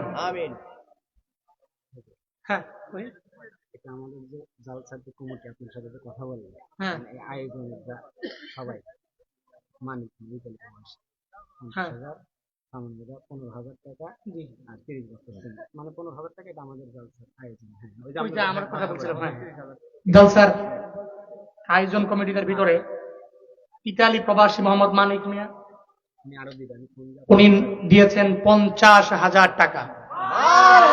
আরো জোরে মারহাবা। উনি আমার বয়ান শুনেন, ইতালি থাকেন, ফোন দিয়েছেন আমাকে, হোয়াটসঅ্যাপে যোগাযোগ আছে। উনি 50 দিয়েছেন, এমনকি আরো দিবেন। আল্লাহ পাক ভাইকে কবুল করেন, মঞ্জুর করেন। আল্লাহ ইতালিতে ভালো রাখেন, সিহতে আফিয়াতের সাথে রাখেন, সকলেই পড়ি আমিন। দ্বিতীয়ত মোহাম্মদ সামান সাহেব, মালয়েশিয়া প্রবাসী। আমারও কথা হয়েছে আসার সময়, ওই যে ওরা কথা বলতেছিল, আমি বলছি যে উনি বলছে 10 দিবে, আমি বলছি না তবে 15 দিবেন। উনি রাজি হয়েছে, উনি দিবেন 15,000 টাকা আর 30 বস্তা সিমেন্ট। আরো জোরে মারহাবা, আরো জোরে মাশাআল্লাহ। আল্লাহ পাক সামান সাহেবের দানকে কবুল করেন, মঞ্জুর করেন। আল্লাহ এই দানকে ওসিলা করে ওনার মনের সমস্ত নেক বাসনা পূরণ করে দেন। আর টোটাল জালসার আয়োজন কমিটি, না জালসার আয়োজন কমিটি টোটাল দিয়েছেন 98,000 টাকা। 2,000 কম 98,000 টাকা, 2,000 কম 1 লাখ টাকা। আল্লাহ পাক কবুল করেন, মঞ্জুর করেন। আল্লাহ এই জালসা হাসরের ময়দানে নাজাতের উসিলা করেন, সকলেই পড়িয়া আমিন।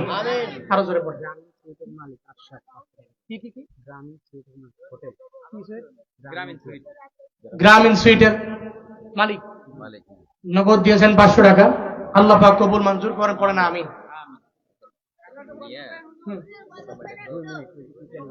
হ্যাঁ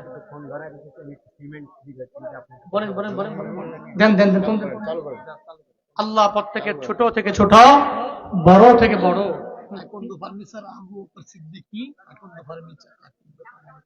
আকন্দ ফার্নিচার, আকন্দ ফার্নিচার আবু বকর সিদ্দিক নগদ দিয়েছেন 1,000 টাকা। আল্লাহ পাক কবুল মঞ্জুর করেন, সকলেই পড়ি আমিন। আর কেউ আছেন কি?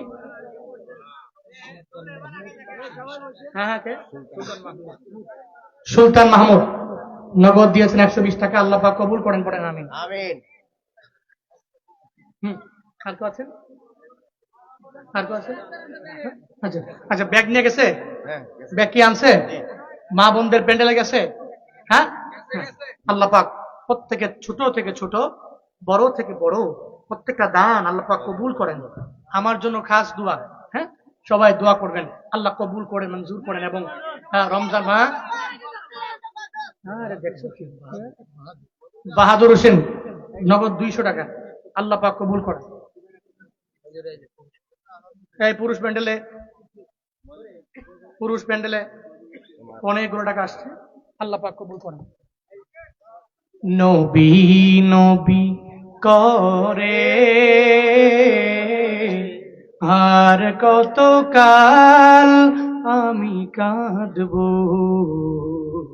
নবী নবী করে আর কত কাল আমি কাঁদব, আপন নয়নে কবে জানি, আপন নয়নে কবে জানি প্রিয় নবীকে আমি দেখব, নবী নবী করি আর কত কাল আমি কাঁদব, নবী নবী করে আর কত কাল আমি কাঁদব। এই কান্দনে কবে জানি হবে সমাধি, কেঁদে কেঁদে বুকের মাঝে হয়েছে নদী, এই কান্দনে কবে জানি হবে সমাধি, কেঁদে কেঁদে বুকের মাঝে হয়েছে নদী, সেই নদী কেঁদে বলে, সেই নদী কেঁদে বলে সাগর বানাবো, নবী নবী করে আর কত কাল আমি কাঁদব, নবী নবী করে আর কত কাল আমি কাঁদবো, নবী নবী করে আর কত কাল আমি কাঁদবো, আপন নয়নে কবে জানি প্রিয় নবীকে আমি দেখবো, নবী নবী করে আর কত কাল আমি কাঁদবো, নবী নবী করে আর কত কাল আমি কাঁদবো, নবী নবী করে আর কত কাল আমি কাঁদবো। اللهم صل على سيدنا ونبينا وشفيعنا حبيبنا فيك। একজন ভাই দিছেন নগদ 1000 টাকা। হ্যাঁ, ইতালি প্রবাসী মানিক ভাই ভালো আছেন না? মাশাআল্লাহ, কই কথা শুনেন তো ভাই? হ্যাঁ, এখন শুনতে পাচ্ছি। ভালো আছেন না? আপনি টাকা দিয়েছেন 50। বন্ধ হলো কেমনে? আমরা শুনতে পাচ্ছি।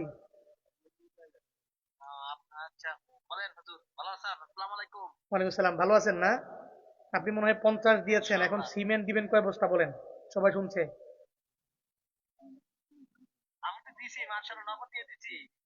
এরপরও সিমেন্ট দিয়ে শরীর না, সিমেন্ট দিয়ে শরীর করতে হবে।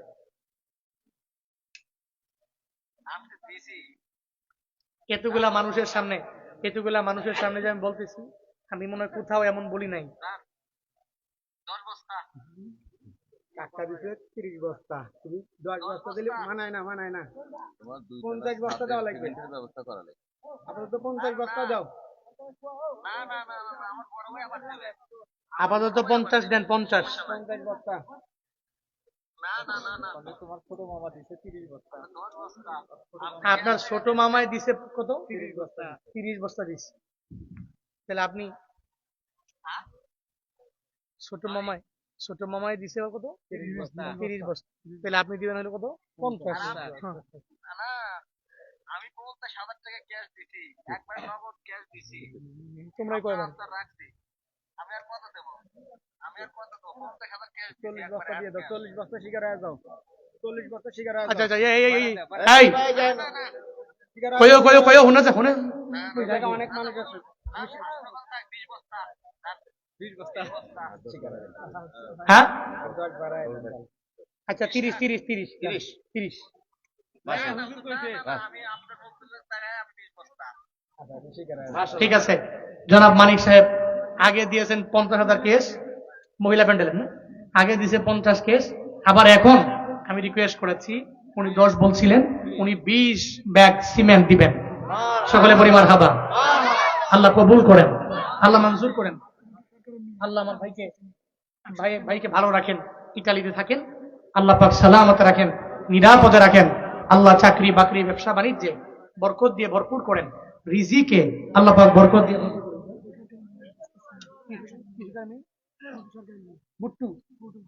গুট্টু সরকারের মেয়ে 1 ব্যাগ সিমেন্ট আল্লাহ পাক কবুল করেন। পড়েন আমিন।